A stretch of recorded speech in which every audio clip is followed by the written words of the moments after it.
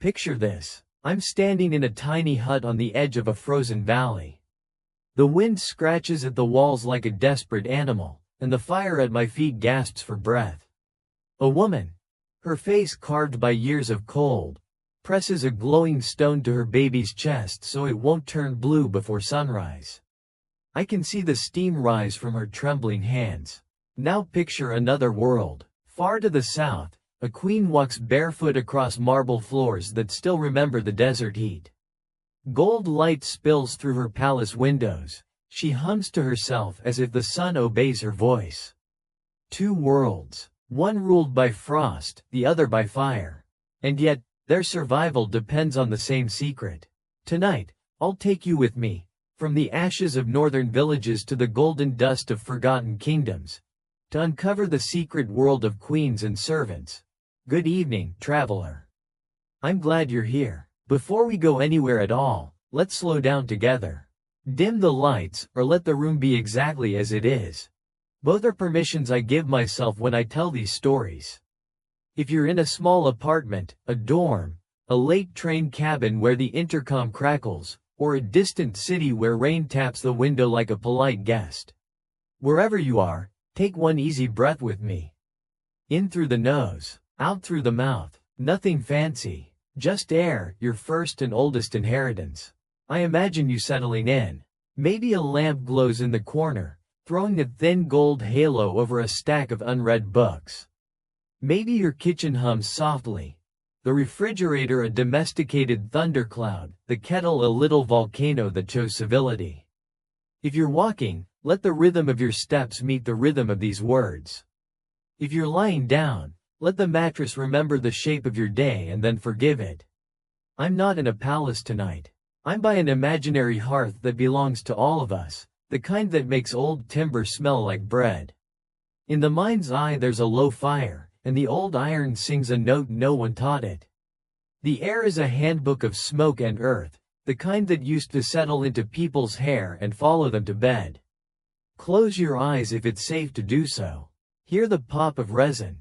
Hear the wind snarl once, then think better of it. I always begin with warmth because warmth is permission. In the northlands of our story it meant life, and in the southlands it meant order, bread rising, ink drying, guards dozing in courtyards because the stone kept no grudges after sunset. Tonight, I'll hold the door between those climates and ask you to step through. No passport, no coin, just curiosity. If you wish, tell me where you're listening from. I like hearing the roll call of places. Lisbon, midnight. Jakarta, dawn. Winnipeg, -20 and counting. It's oddly comforting to map these coordinates and imagine tiny flares of lamplight answering each other across the dark. History feels less lonely when I remember the present is full of witnesses. There's a hush in this hour that I trust. The day's errands have collapsed into a neat pile of receipts, and whatever didn't get done has accepted, begrudgingly, that it belongs to tomorrow. Our minds walk more gently at night. We forgive ourselves for not being kings of our calendars. We accept the scandalous possibility that listening, simply listening, might be enough work for one evening. Set the stage with me. Wood walls that learned to bend rather than break. A floor scattered with straw. A pot hung on a blackened hook like a moon that got practical. There's a stool near the fire and it knows your weight already. Sit, warm your hands. The past will take longer if you go at it cold.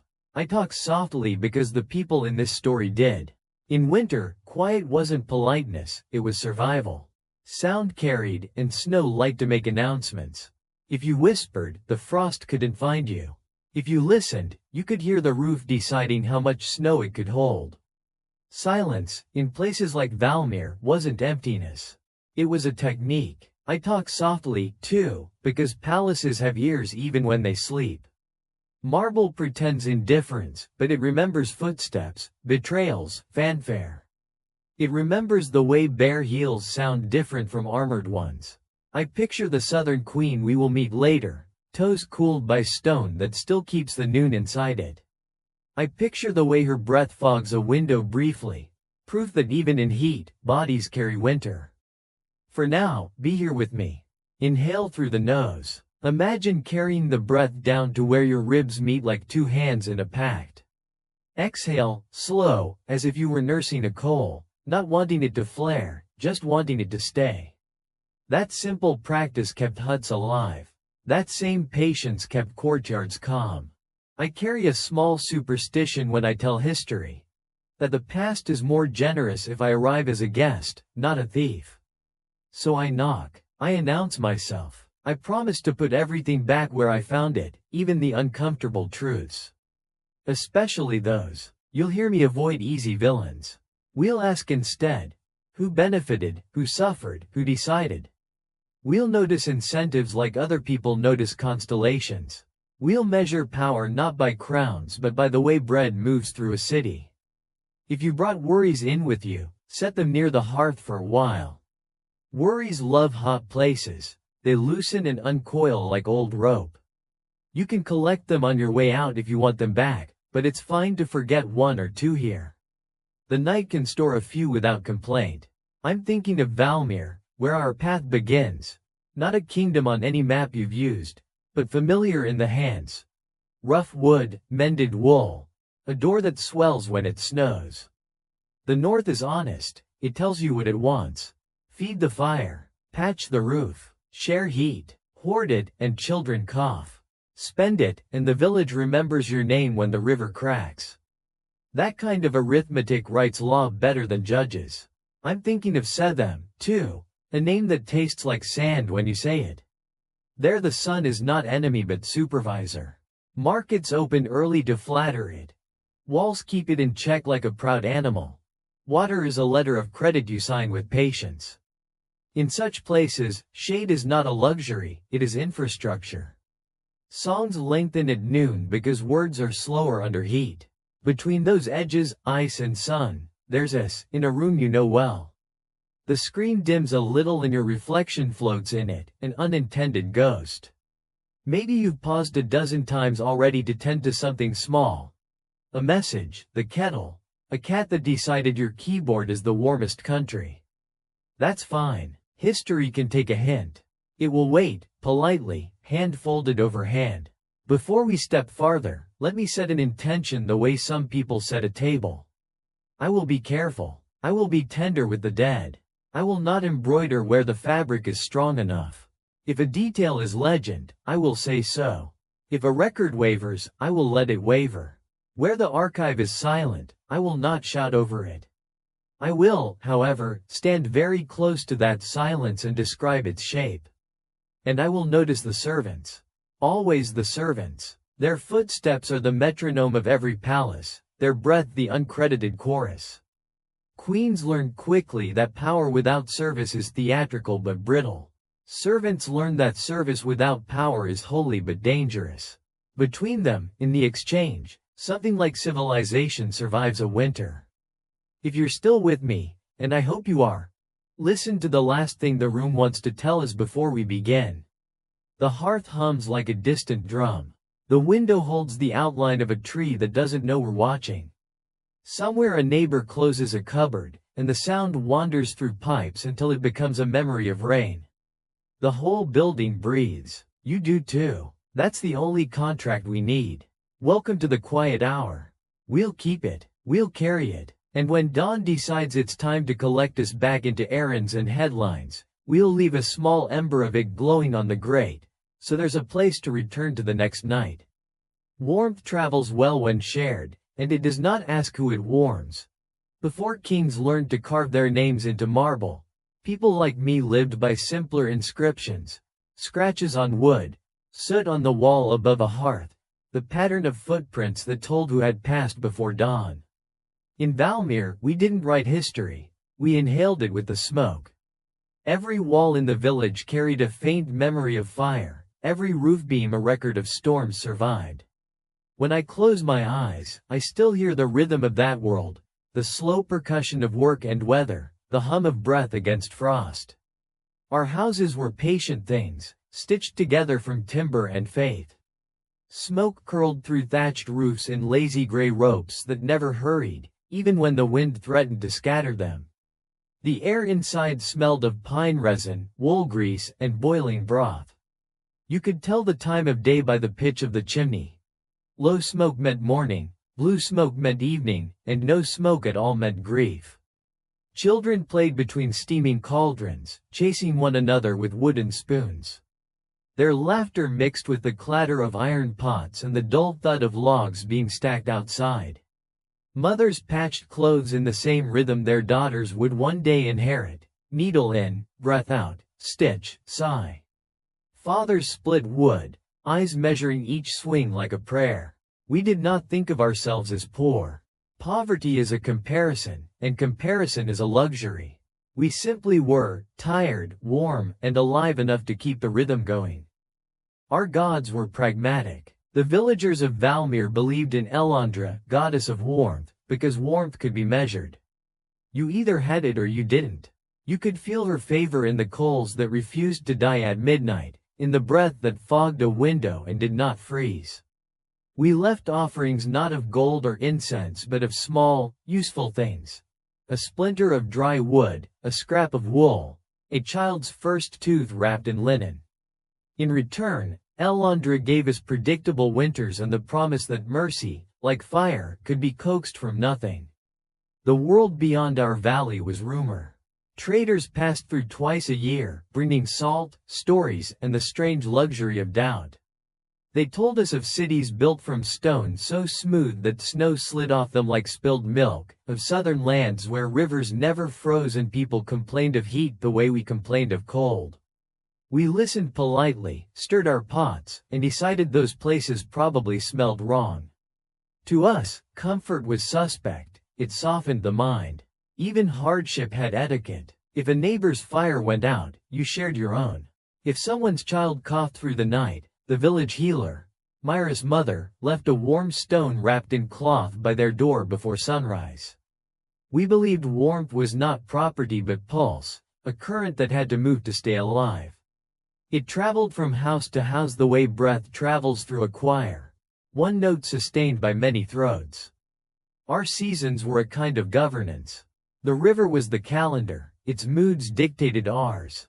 In spring, the ice cracked open like a promise, and everyone exhaled together. Summer was brief and hard-working. We dried fish, cured meat, harvested herbs that could trick pain into silence.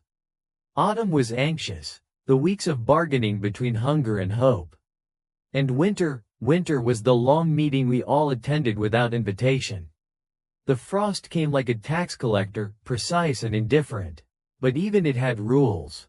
It arrived when the moon was right, stayed its appointed months, and left without theatrics. There was order in that predictability. When the first flurries came, we did not panic, we prepared.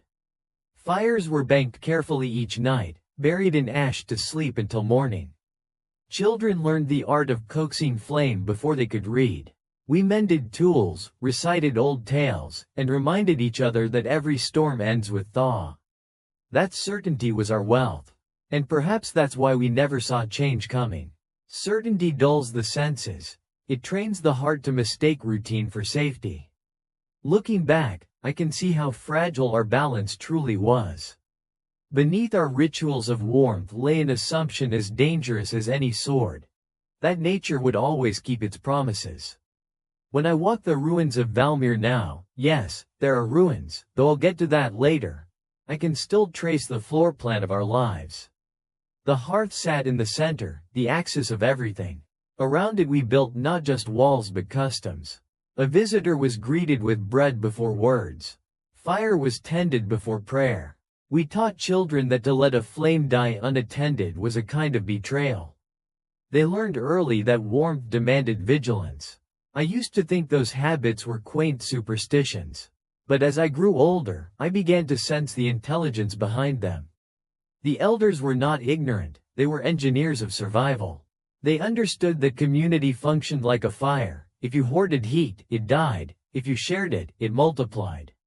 We didn't have equations for it, but we lived the physics. We also lived with boundaries so natural we never questioned them. The forest, for example, was both provider and judge. We took only fallen wood unless the frost was desperate. Rivers were crossed only in daylight. The sky told time, the wind announced guests. Every element had a voice, and we were fluent enough to listen. When I recall those days, I don't romanticize them. We were not noble peasants living in harmony with nature. We were practical animals negotiating rent with the weather. Still, there was dignity in our small victories, the way we turned endurance into art, scarcity into structure. We sang while we worked because silence invited fear. We named storms after children to remind ourselves that destruction and birth shared the same vocabulary. That was the world before the rule change. Before the frost arrived early and refused to leave. Before smoke stopped climbing and began to sink. In the records that survived, charred scraps of bark, fragments of song, it's hard to tell exactly when the balance tipped. One moment the rhythm held, the next it stumbled. Perhaps that is how collapse always begins. Quietly, in the comfortable heartbeat between chores. If I could speak to my younger self, the boy stacking logs, the one who thought Elandra's mercy was guaranteed, I'd tell him that stability is just a pause between surprises. I'd tell him that warmth is not a right but a loan, and every generation must renegotiate its terms. But of course, he wouldn't listen. None of us did. We were too busy feeding the fire, believing that as long as it burned, the world would behave. We mistook habit for covenant and faith for insulation. We didn't know that the frost had already started walking south, slow and patient as truth. When the first signs came, the river glazing over an early harvest, the birds leaving without ceremony, we called it unusual, not impossible. Farmers prayed louder. Children played quieter. The sky turned the color of pewter, and still we said, it will pass. It always had. That was Valmere before the forgetting, before the stranger, before the ashkeepers learned that faith and physics were the same thing written in different tongues. A world stitched together by rhythm, unaware that the needle was about to break. And me? I remember the warmth most of all, not its comfort but its discipline. How it asked for attention. How it punished neglect. How it taught us, without words, that survival was not a miracle but a habit. That was our beginning. Smoke, rhythm, certainty. The hum before the silence. The breath before the wind forgot its manners. The world before the rule change. That winter came too soon. Not the poetic kind of too soon, not the sentimental sigh of a farmer who wishes for one more harvest day. No, this was mathematical. The first frost carved its initials into the fields a full month early, and the river, our clock, our confidant, froze before it had finished whispering summer's secrets to the sea. I remember the sound of it, that sharp, crystalline groan as the water surrendered. It was the sound of rules breaking. At first, no one wanted to believe it. Every village has its optimists, and in Valmere they wore the faces of people who'd survived worse. The cold is only bluffing, they said. A short tantrum. They stacked firewood with confidence, patched roofs, counted grain. But optimism is a kind of debt, and the interest comes due fast. Within weeks, the fields that should have been golden were hard as stone. Potatoes split open like secrets. The fish traps froze mid-river, their ropes brittle as bones. Smoke thickened above the village for a while, a stubborn protest. But then even that began to thin. Fires struggled for breath. The air itself felt heavier, like the sky had fallen a few inches lower. When wood burned, it whispered instead of roared. Sparks that once leapt eagerly from the hearth now clung to the logs, reluctant to live. And the smell, half ash, half fear, settled into everything. You couldn't wash it out of your hair or your thoughts. People adjusted, as people always do at first. They moved closer to the fire, then closer still, until family boundaries blurred and the hut became a single organism of shivering limbs. We learned new geometries of survival. Adults on the outside, children in the middle, blankets as treaties, shared breath as currency. Every night we listened to the wind's arithmetic, counting cracks in the roof, measuring how long until dawn by the number of times the flames hiccuped. The livestock died first. The frost crept into their lungs while they slept. We found them stiff at dawn, eyes glazed, mouths dusted with ice like sugar gone wrong. The elders said Elandra was testing us, and we nodded because disbelief required too much energy. We turned their bodies into fuel, though none of us said it aloud. Fire is fire. The gods never asked for itemized offerings. And then came the quiet. Not peace, peace has texture. This was absence, the kind of silence that seems to absorb your thoughts as soon as you think them. Even the forest stopped moving. Branches held their breath. Birds, if they remained, did not sing. The whole world seemed to be listening for something, perhaps waiting for permission to continue. I remember one night in particular. The sky was clear enough to see stars trembling in their cold. I stood outside, my boots fused to the ground by frost, and looked at the horizon. There was light there, a faint shimmer, bluish, like the ghost of a sunrise that had lost its way.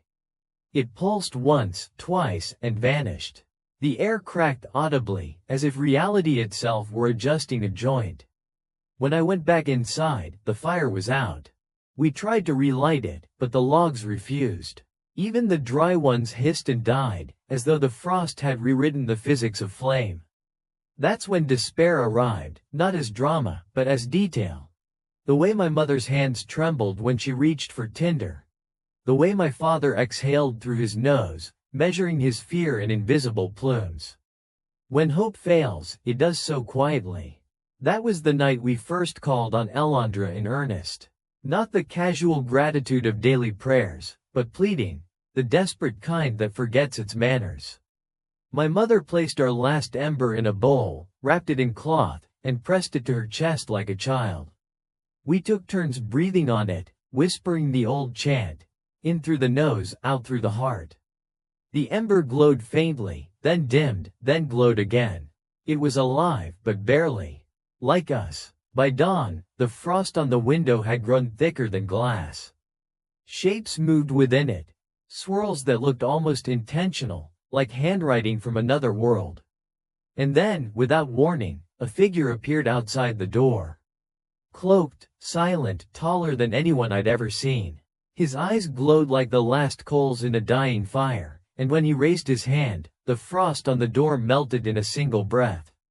We didn't speak. Words felt too fragile. He stepped inside, carrying something in his palm, a handful of dust that shimmered blue in the firelight, though there was no fire.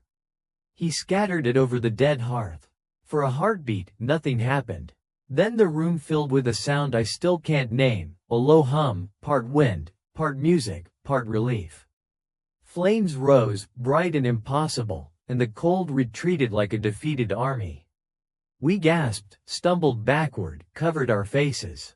The heat was too sudden, too clean. It smelled not of wood but of metal and rain. My father reached for the stranger, maybe to thank him, maybe to make sure he was real, but the man stepped away. His eyes dimmed to ember, then to shadow. He said nothing, no warning, no price.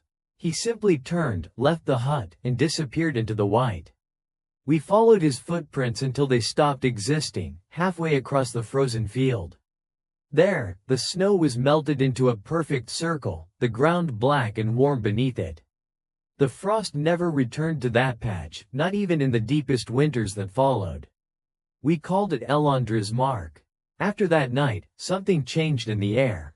Fires lit more easily. Smoke rose straight and tall, as if saluting some invisible order.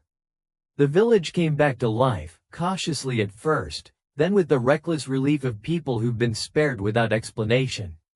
We told the story 100 ways.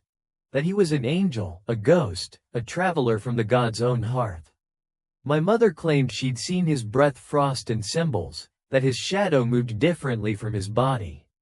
Skeptics, there are always a few, suggested he'd carried some alchemical powder, a mineral from the mountains that burned hotter than wood. They said it was science, not miracle. But in Valmere, we didn't distinguish between the two. If it saved you, it was sacred. The following nights, every family began burying embers in ash, afraid that the stranger's gift might be temporary. We called it, keeping the breath. Each morning, we'd dig them up, whisper thanks, and share whatever heat we had left with neighbors whose fires had faltered. It became ritual before it became necessity, and necessity before it became law. Yet even as warmth returned, unease lingered. The frost had taught us that certainty could fracture. Children asked where the stranger had gone. Elders debated whether to send scouts after him, but who would volunteer to chase a miracle? You can't track something that walks between elements. That winter ended, eventually. The snow thinned, rivers sighed back to life, and green began to argue with white at the edges of the fields. But we knew, somewhere deep, beneath gratitude, that the rules had shifted. Fire no longer felt purely ours. It had been given back, not earned. Years later, when historians wrote about the first renewal of Valmere, they treated the event like myth, a fable about human perseverance. But I was there. I remember the stranger's eyes, the way the light bent around him, the way the fire's color changed slightly, blue at the core, as if remembering the dust that birthed it. I remember how my hands stopped shaking only when I realized I could see my breath again. And I remember the silence after he left, that enormous quiet that wasn't emptiness but expectation.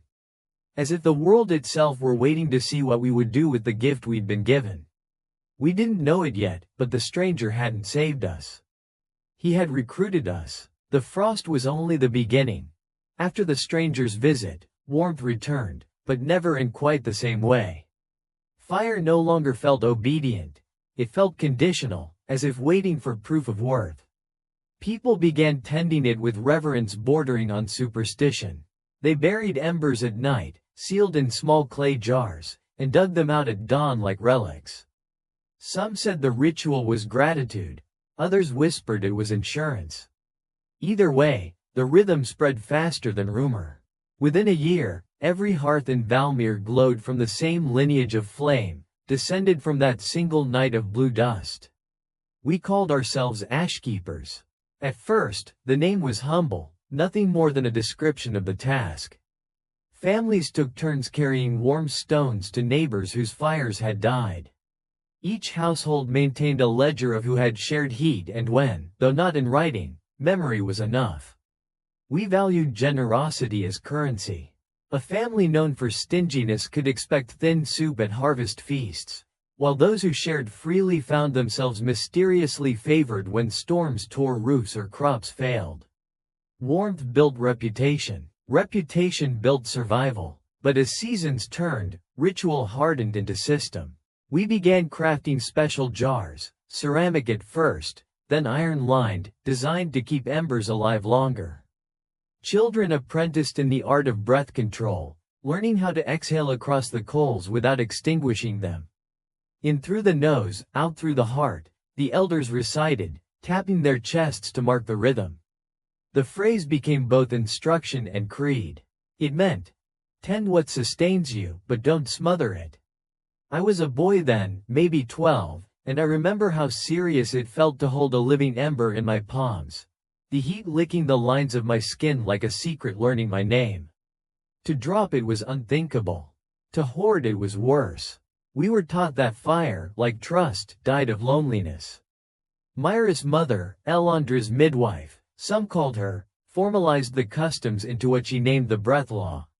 Each night before sleep, the oldest or youngest member of the household buried the day's ember in a bowl of ash, whispering, "Rest, but do not forget."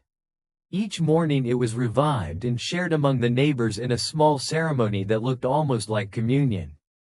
The law spread faster than any decree from kings or priests ever could, because it was enforced by need, not fear. The breath law transformed Valmere's economy. We began trading warmth itself. A heated stone wrapped in wool could buy bread, mend quarrels, seal promises. When strangers passed through, they paid for shelter not with coin but with heat. The village discovered that its cold was a market and its compassion a resource. We didn't call it capitalism, but we practiced an early form of it all the same. As our methods improved, the ashkeepers gained status. They were chosen not for strength but for steadiness, those who could balance reverence with practicality. They developed rules. Never carry embers during a storm. Never exchange warmth without acknowledgement. Never sleep beside a dying fire without speaking to it first. Outsiders found these habits absurd, but they kept us alive. When traders returned the next year, they noticed our fires burned hotter, longer, steadier. They carried news of this miracle to other valleys, and soon travelers began arriving not for salt or wool but for knowledge. The first to come were scholars from the southern cities, curious about our primitive thermodynamics, though none of us knew that phrase then.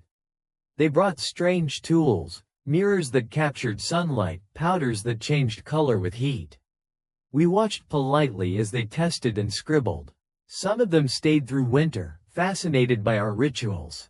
They tried to explain our success through science.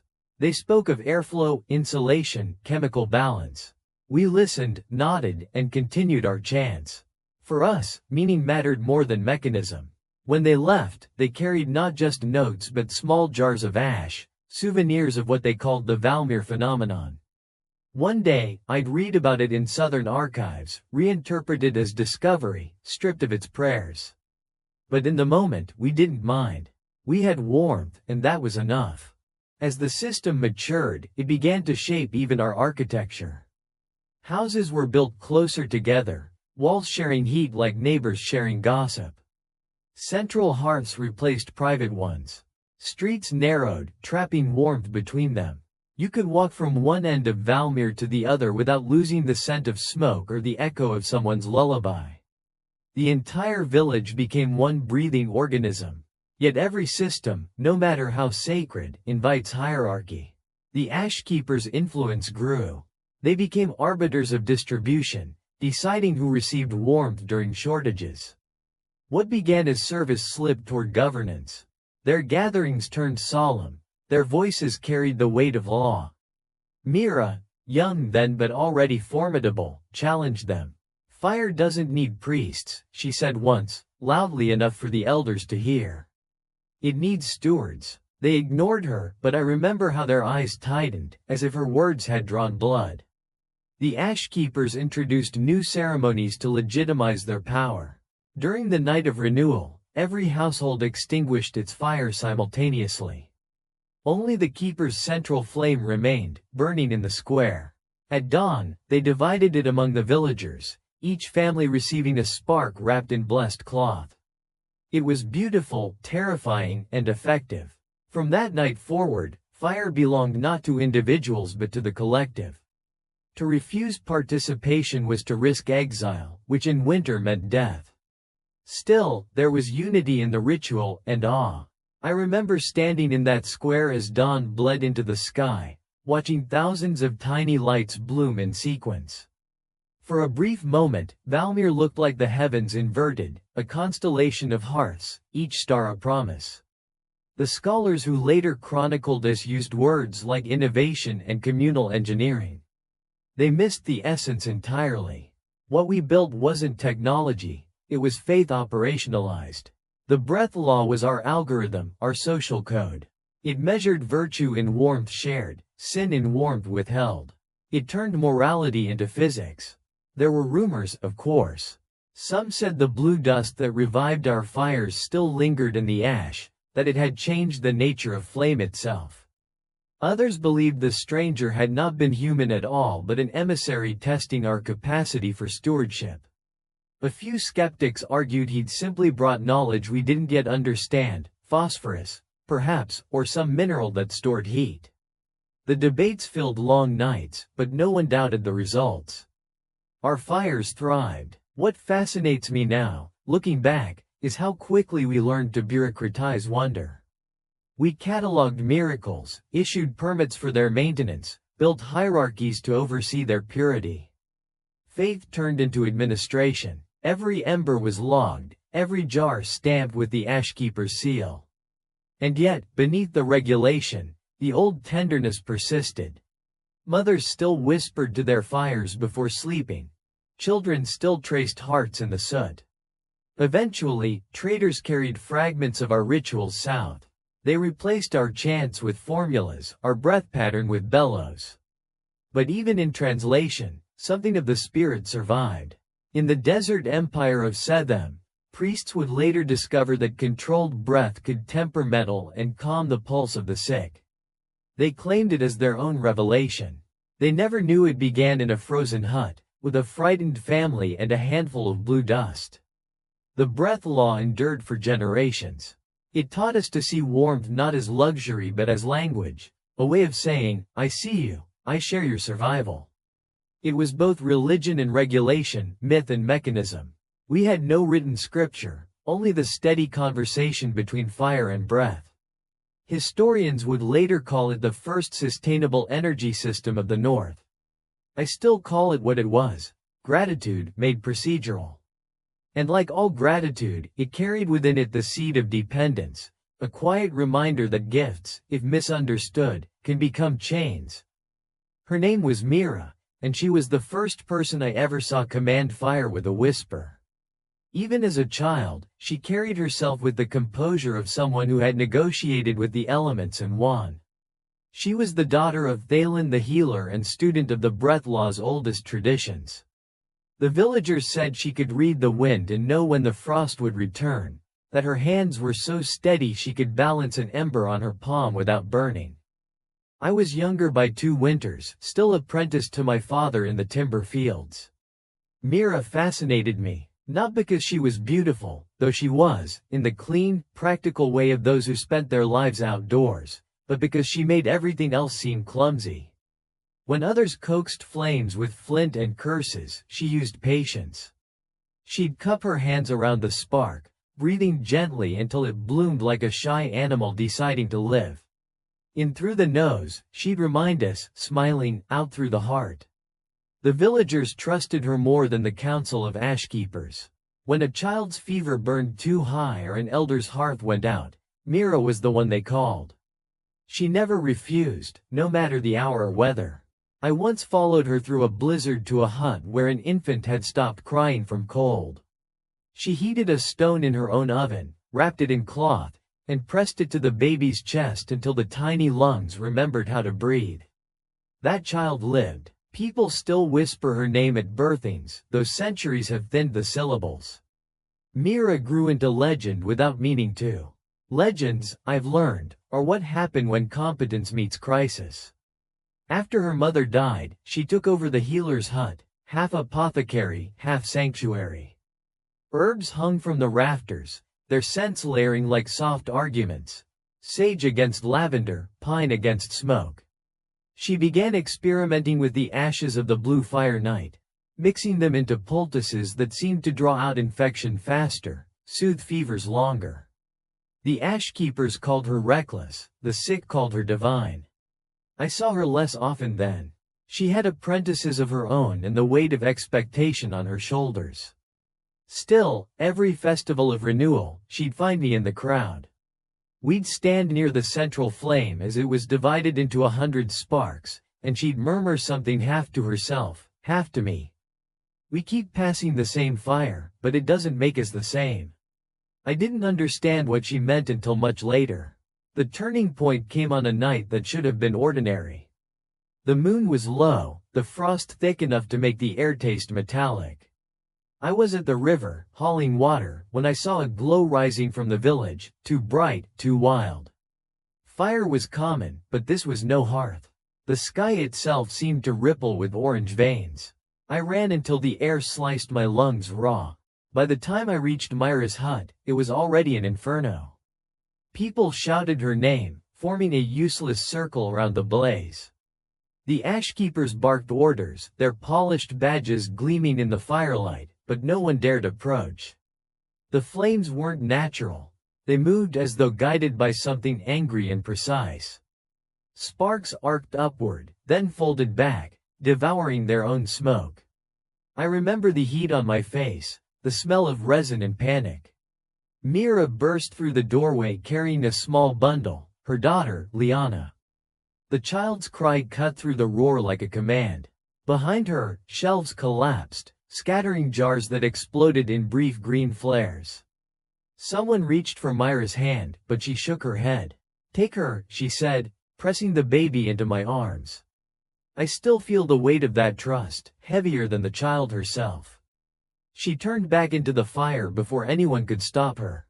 Some say she was trying to save her herbs, others her notes. I think she was trying to save her proof. The evidence that faith could be measured, that warmth could heal beyond metaphor. The roof gave way moments later. The sound was less a crash than a sigh, the exhalation of something giving up. When the embers cooled, all that remained was ash fine enough to stain tears gray. The council declared it an accident. They said a spark had escaped the hearth, that even Mira's skill couldn't defy chaos. But the whispers spread quickly, that the ashkeepers had feared her experiments, that they'd tampered with her stores to humble her. No one dared accuse them openly, the breath law forbade public conflict. Yet the village's faith fractured along quiet lines, between those who believed the goddess had reclaimed her servant and those who suspected human jealousy had done the work. Liana was taken in by a merchant family bound for the south. They claimed it was mercy, that the child should not grow up among the ruins of her mother's name. I watched the caravan depart from the ridge above the valley. Snow fell gently, as if trying to disguise the tracks. The child did not cry. She stared straight ahead, eyes the color of winter water. I remember thinking that she looked too calm for someone who had already lost everything. After that, Valmere changed. The ashkeepers grew stricter. They outlawed individual experimentation, forbidding anyone to alter or study the sacred ash. The breath law, once fluid as smoke, hardened into scripture. Each family was now required to recite its verses before dawn. Fires were inspected, records kept. Warmth had become bureaucracy, and faith had turned administrative. Some called it stability, I called it mourning. I left soon after. The valley that had once felt eternal now seemed claustrophobic, its rules too tight for breathing. I wandered south along the trade routes Mira had once spoken of, carrying a single ember sealed in a glass jar, a farewell more than a relic. The journey took months. I crossed forests that smelled of wet stone and cities where people no longer prayed to heat but to light, electric, unfeeling, endless. In one of those cities, Saethem, they spoke a different language but worshipped the same paradox. The sun itself was their deity, and the queen its chosen voice. Her palaces glittered with gold, her servants walked barefoot on marble that still held the noon within it. I didn't meet her, of course. People like me belonged to the edges, where shade was currency. But I heard whispers of a young maid with northern eyes, storm-gray and solemn, who could calm tempests with her touch. When I finally saw her, years later, during the festival procession, I knew instantly who she was. Liana, grown but unmistakable. She carried a bowl of glowing coals before the queen, steady as a statue. The crowd cheered, mistaking reverence for obedience. I watched her inhale, slow and deliberate, the way her mother once had, and the fire brightened. That moment, just a breath, just a flicker, bridged two worlds. The frozen huts of Valmere and the sun-struck palaces of Saethem. It was proof that warmth, once shared, never truly dies. It migrates, waiting to be recognized. Back in Valmere, they still tell Mira's story as tragedy. I prefer to think of it as translation. She didn't perish, she was rewritten. Her flame carried south inside the heart of a child who would one day teach queens that fire does not ask who it warms. Even now, when I tend my small hearth at night, I catch echoes of her voice in the crackle. It reminds me that every system, however sacred, owes its existence to someone who loved beyond its rules. Mira did not merely keep the breath, she taught it to travel. And though her hut burned to ash, her warmth kept walking. The desert greeted her the way the frost once greeted us, with indifference first, and then a test. Liana grew up under skies so wide they seemed to erase the notion of walls. The traders who carried her south had intended to sell her into service, but the girl's silence unsettled them. Even at 8 years old, she had the bearing of someone who listened to fire. When they reached Saethem, the city of sun and marble, the traders found themselves hesitating. Something in her gray eyes made the deal feel like sacrilege. They left her instead at the temple infirmary, claiming it was charity. Perhaps it was. Saethem was a universe away from Valmere. I remember my first glimpse of it, how the air shimmered as though the city itself were exhaling light. The streets were paved with limestone that trapped the day's heat and released it at night like stored breath. Markets spilled color everywhere: saffron, copper, lapis. Incense rose in lazy spirals, thick with honey and smoke. In place of our frostbitten humility, Saethem wore confidence like perfume. They worshipped the sun not as comfort but as conquest. Every prayer began with a gesture toward the sky, as if demanding acknowledgement. For a northern girl, the heat was a kind of violence. Liana fainted often at first.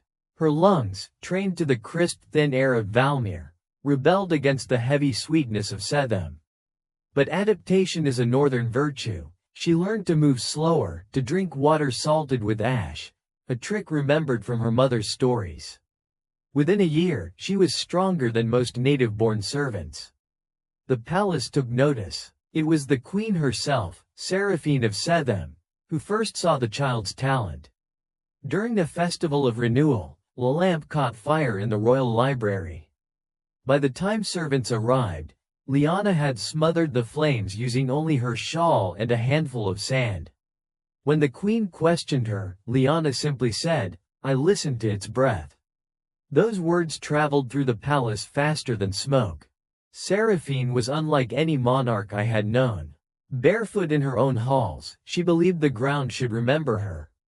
She walked without jewels, though her skin shimmered with gold dust. Her rule was one of intellect, not intimidation. She kept scholars instead of soldiers and treated knowledge as tribute. When she summoned Liana to serve in the royal archives, the court whispered that the queen was collecting curiosities again, a barbarian child from the Frostlands to amuse her. But Seraphine saw something more.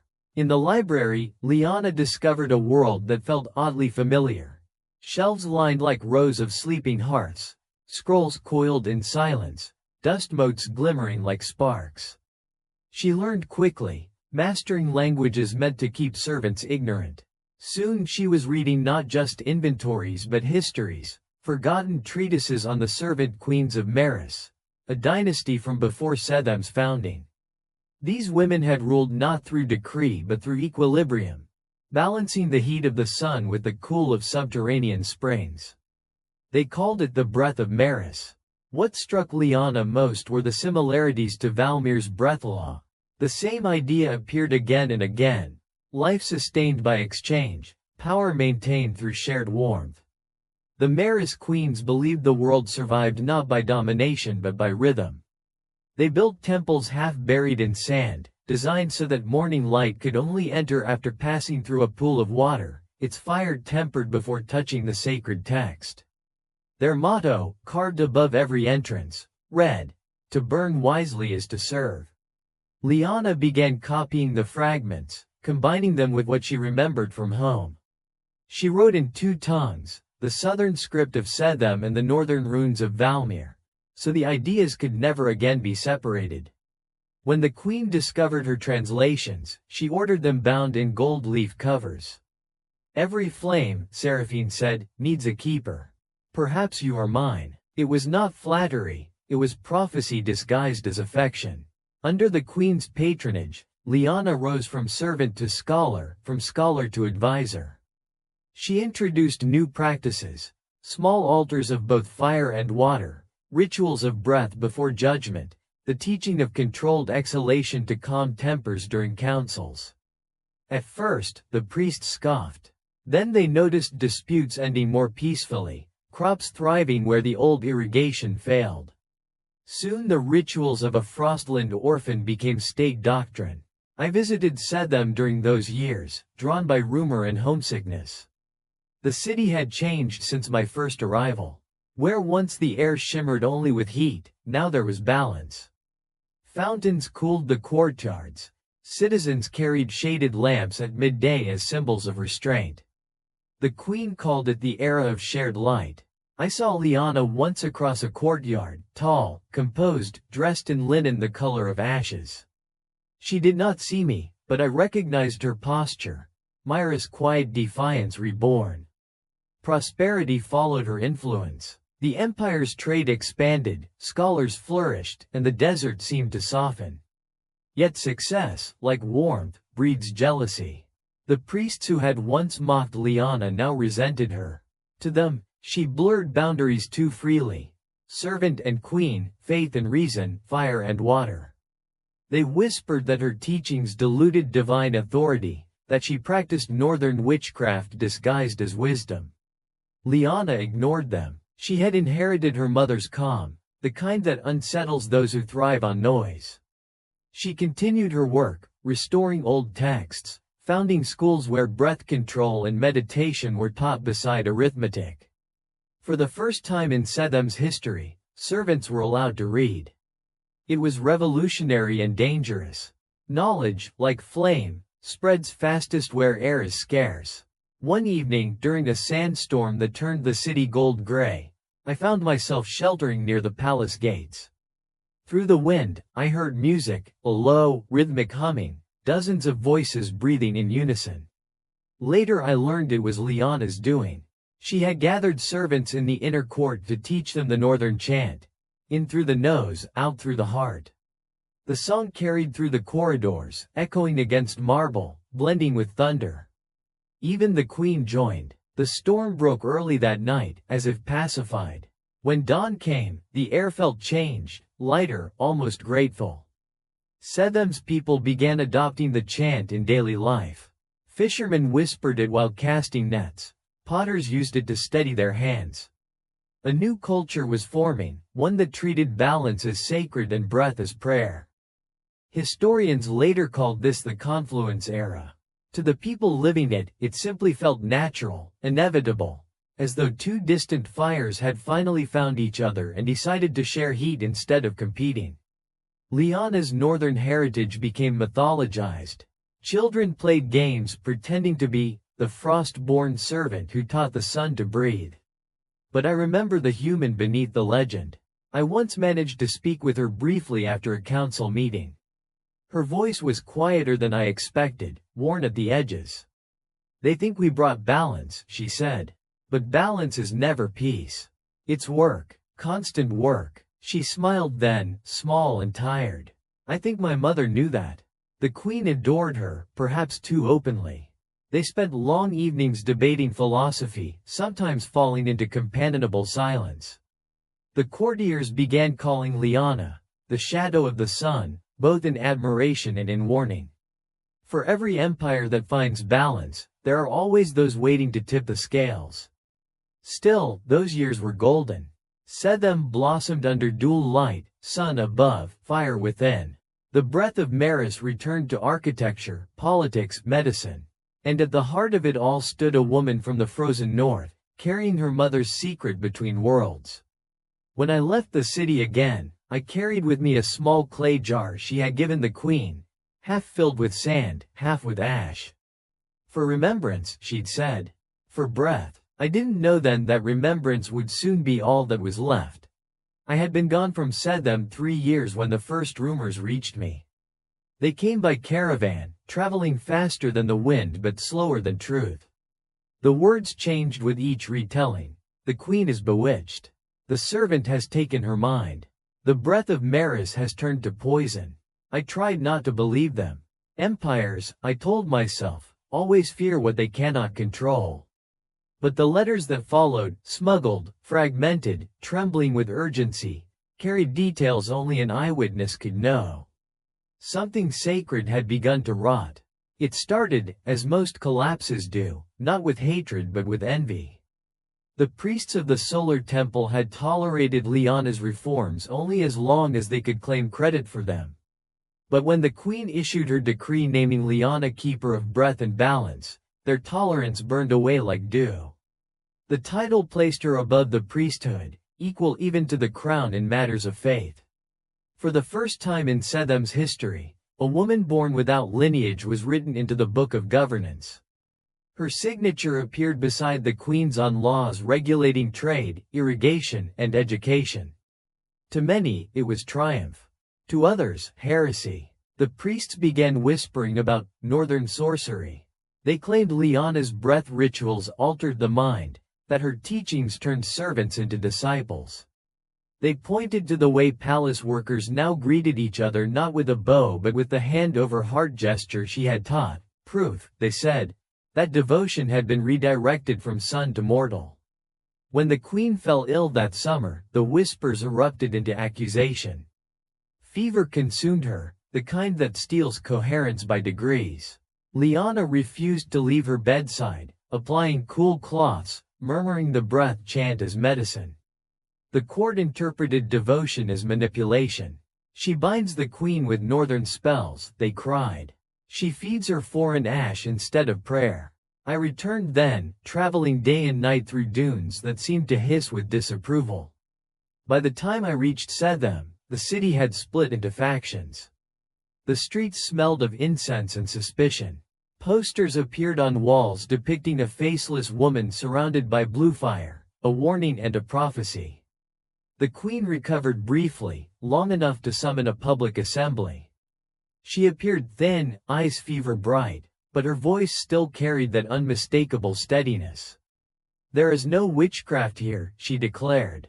"Only fear." Yet even as she spoke, the priests knelt ostentatiously, murmuring prayers that sounded like counterspells. Their defiance was theater, but the audience was ready to believe. Liana stood behind her, silent. The sun caught the gray in her hair, and for the first time I saw exhaustion where once there had been serenity. When the queen finished, Liana stepped forward. "Fire does not ask who it warms," she said softly. The crowd murmured, some in awe, some in outrage. To the faithful, it was a challenge, to the frightened, a confession. That night, the queen's chambers were sealed. The guards claimed she needed rest. Others whispered she was dead already. The priests seized the moment. They summoned a council, accusing Liana of resurrecting the forbidden cult of Maris, the ancient servant queens who had dared to rule through balance instead of dominance. "She teaches heresy," they thundered. She would unmake the sun itself, drown it in shadow and ash. The trial was swift, though no law permitted it. Liana was brought to the great hall in chains of polished bronze, more ornament than restraint. I was among the spectators, one face in a sea of hundreds. The air smelled of myrrh and fear. She did not defend herself. When asked if she had conspired to usurp divine authority, she answered only, "Authority is not divine. Breath is." The high priest, a man whose voice carried like a hammer, declared her words blasphemy. "You admit," he said, "to teaching servants that they are equal to their masters, that breath and light belong to all." Liana met his gaze. "Do you breathe differently from them?" The hall fell silent, not because they lacked an answer, but because the answer was too obvious. Her composure enraged them more than guilt ever could.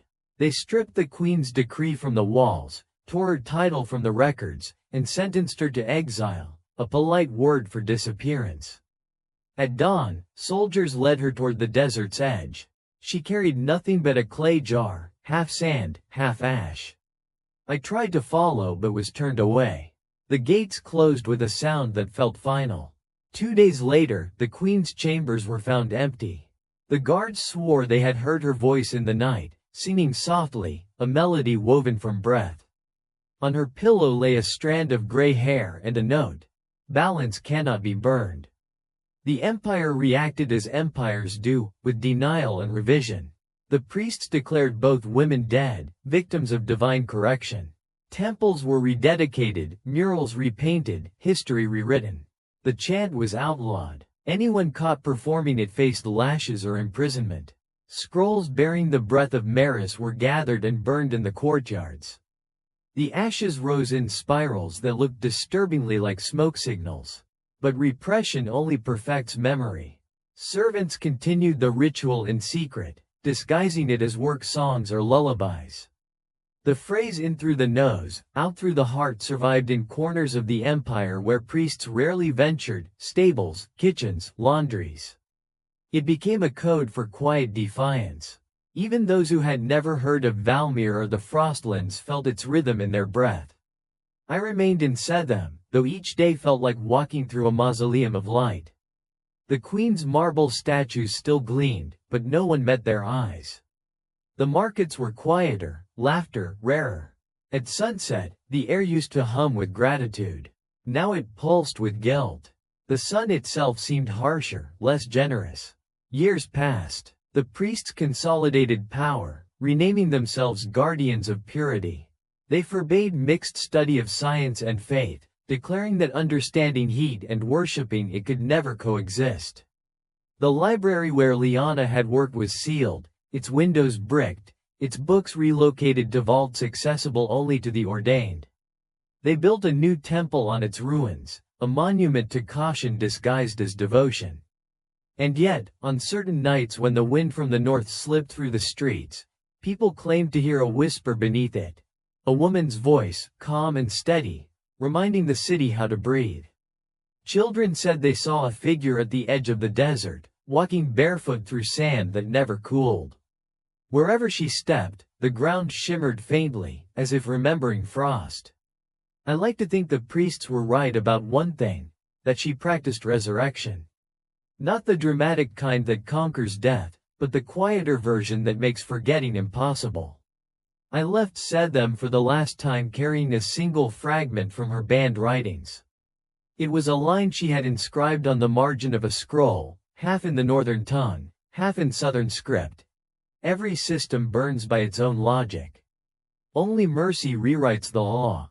When I reach into memory now, I see her standing before the council, bronze shackles glowing in torchlight, face serene as dawn.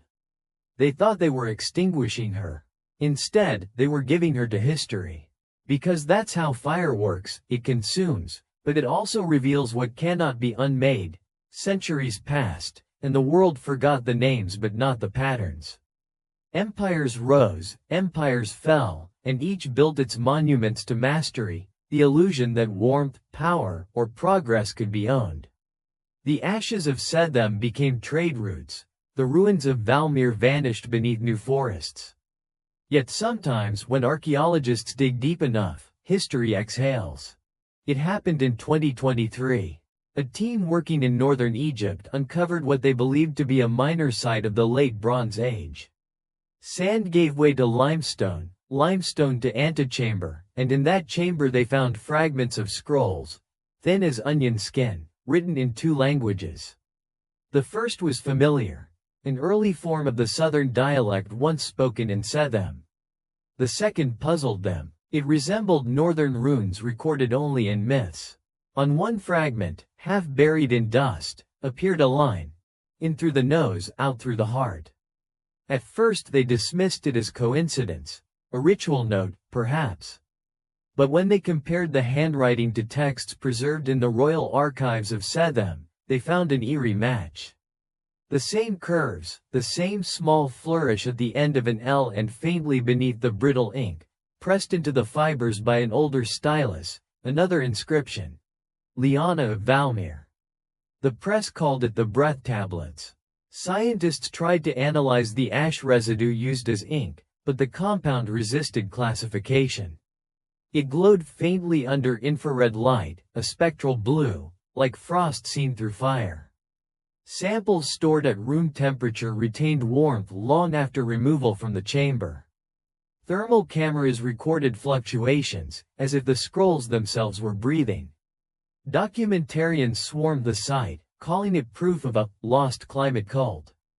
Theories multiplied.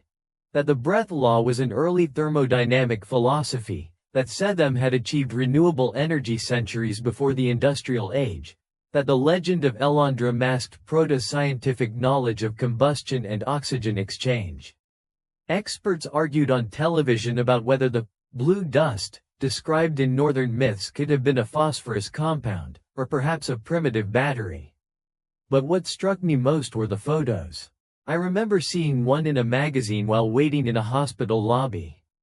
The fragment rested on black velvet, edges burned but intact. You could still read the words that had survived the fire of centuries. Fire does not ask who it warms. Beneath it, the curator had written, attributed to Liana of Valmere, ca. 980 BCE. Something about that sentence unsettled me. the way it reduced a life to attribution. She had become a data point, a relic of curiosity, her defiance translated into academic caution. Yet as I looked at the photograph, I felt the room change temperature. The air from the vent brushed my skin with a familiar rhythm, in through the nose, out through the heart. Maybe coincidence, maybe memory. What fascinates me is how the pattern persists. Every generation rediscovers the same physics of need and generosity. We invent new vocabularies for the same hunger: electricity, connectivity, economy. We build grids that mimic hearths, networks that mirror the old exchange of warmth. We call them systems, but they obey the same logic as Valmere's fires, alive only when shared. Consider our cities today. Lights burn through the night so no one must face darkness alone. Servers hum like distant hearths, carrying messages across oceans. Heat, now digital, flows between strangers who will never meet. And yet the fragility remains. When power fails, we still huddle together instinctively, our devices useless, our breath the oldest generator. I've read articles comparing the breath law to modern ecology, to the idea that balance, not growth, is the true measure of survival. Others see it as metaphor for justice, the redistribution of warmth, the refusal to let comfort pool in a few hands while others freeze. Every interpretation reveals more about us than about them. Perhaps that's the point. Myths survive not because they are true, but because they remain accurate. Sometimes I imagine what Liana would think of us. Our skyscrapers exhale heat into the sky, our oceans, once cool, now simmer. We have mastered fire so completely that we've forgotten it was ever alone. The frost she fled is returning, not as weather but as warning. Scientists call it climate change. The old stories would have called it imbalance.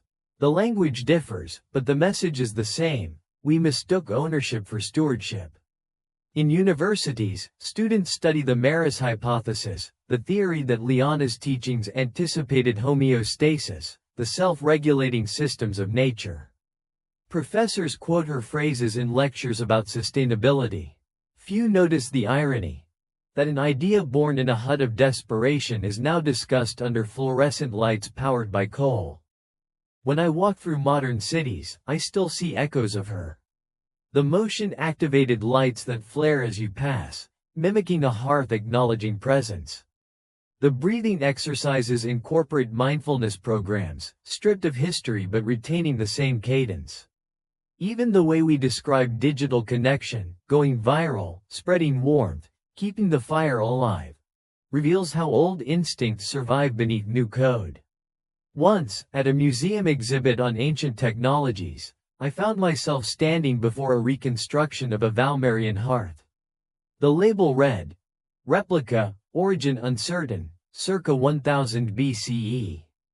Possibly ceremonial." I laughed quietly. Everything sacred becomes ceremonial once its necessity is forgotten. I leaned closer, watching the simulated flames flicker behind glass, and whispered her words. The motion sensor detected my breath and the fire brightened. For a moment, I felt absurdly moved. The guard glanced over, and I stepped back, pretending interest in the next display. That night, the image wouldn't leave me. The artificial fire responding to a human breath, technology bowing briefly to biology. It felt like an apology across millennia. We live surrounded by machines that promise constant warmth, radiators, data streams, social networks, and yet loneliness persists like unspent winter. Perhaps what the breath law understood, and what we've forgotten, is that warmth was never meant to be convenient. It was meant to be participatory. Shared heat demanded presence. Shared presence demanded care. When I teach history now, I end my lectures with her phrase, written on the board in both tongues. Fire does not ask who it warms. Students always fall silent. Some interpret it as compassion, others as caution. I tell them it is both, that every civilization runs on borrowed breath, and every generation must decide whether to hoard it or pass it on. The fragments found in Egypt rest today in a temperature-controlled vault, monitored by sensors that measure humidity, oxygen, and warmth, machines replicating the very balance those scrolls once taught. Sometimes I imagine them pulsing faintly in the dark, alive in their own small way, waiting for someone to remember how to listen. And when the world outside grows colder, metaphorically or otherwise, I remind myself of the simplest inheritance left by those long-gone hands. The faith that even now, somewhere, someone is keeping the fire. So here we are, you and I, at the edge of the firelight again. The story has walked full circle, from frost to flame, from servant to queen, from myth to the low hum of your own electricity. The room you sit in now might look nothing like Valmere or Saethem, but the rhythm is the same, light flickering against darkness, human breath steadying its dance. It's strange, isn't it? Thousands of years have passed, and yet our most advanced technology still imitates a hearth. When I close my eyes, I can almost see them. Mira tending her oven in the snow, the Queen of Saethem tracing sunlight across marble, and Liana standing between them, one palm open to the frost, the other to the desert heat. In her stillness, the world found a pulse it had forgotten. The myth says she vanished into the dunes, but I don't believe that anymore. I think she diffused, became pattern, became principle, became the idea that keeps reappearing whenever we rediscover how to care for something beyond ourselves. The archaeologists still argue about her. Some claim she never existed, that Liana of Valmere was simply a composite figure, a narrative humans invented to explain the mysterious convergence of science and faith. Others insist her bones lie beneath that Egyptian dig site, preserved by the same mineral dust she once used to rekindle fires. I've read both sides, smiled at their confidence, and thought, perhaps they're both right. Maybe she existed exactly as long as she was needed. Because that's what warmth does, it doesn't demand permanence, it asks for participation. It exists only in motion, in transfer, in the act of giving. Once you stop tending it, it ceases to be. That's the quiet truth hidden in every story we've told tonight. When I speak of Valmere's ashes, I'm not really talking about the past. I'm talking about how we survive change, how we build systems to make generosity durable. The Ash Keepers did it with ritual. Saethem tried with law. We do it now with grids, institutions, and fragile democracies. None are perfect. All are necessary. The line between queen and servant, ruler and ruled, scientist and believer, it was never moral, only logistical. Everyone needs warmth. Everyone must choose how to share it. So before we let the night close, pause. Look around your room. The light from your screen paints your hands in soft gold. It is the new fire, the new altar. Somewhere, power stations hum, wind turbines turn, cables pulse through soil and sea, all to keep this glow alive. You are breathing with billions of strangers right now, connected by invisible exchanges of heat and signal. This is what Liana understood, that civilization is nothing more than a long conversation about warmth. The historians like to say her last words were, "Fire does not ask who it warms." I've repeated them so many times they feel almost personal. But sometimes I imagine her saying one more line after that. Something unrecorded, too simple to survive the scholar's edits. Maybe she whispered, then learned to warm wisely. That's the invitation she left us. To burn, but with discernment. To build systems that give back as much as they take. To remember that the distance between frost and fire isn't geography, it's empathy. Outside, the world is still both cold and burning. We are heating the air, cooling our hearts, repeating cycles we claim to have transcended. But every system, no matter how vast, begins in a small gesture, a spark passed from one hand to another. Maybe you'll think of that the next time you light a candle, charge a phone, or touch another person's shoulder in reassurance. Those moments are the modern rituals of the breath law. As I speak, the last of the digital glow trembles across the room. The story is cooling now, ready to rest in ash until someone else stirs it. That's the part we often forget. Stories are embers too. They don't end, they wait. Every retelling is a rekindling, every listener another guardian of the same fragile heat. So tonight, as your screen dims and the hum of the city fades, remember them, Mira with her patient hands, the queen who walked barefoot through light, the servant who taught an empire how to breed. Remember that all their wisdom condensed into a single, enduring practice, to keep warmth moving. The wind outside may scratch at your walls. The dark might gather, curious. Let it. You know what to do. In through the nose, out through the heart. Fire does not ask who it warms. Keep the lights low. Keep the breath steady. Keep the ember alive. We'll continue soon. Perhaps not in this story. Perhaps in another time entirely, but the lesson will be the same. Not villains. Systems. Not miracles. Exchanges. Not endings. Only the long, glowing work of keeping each other alive.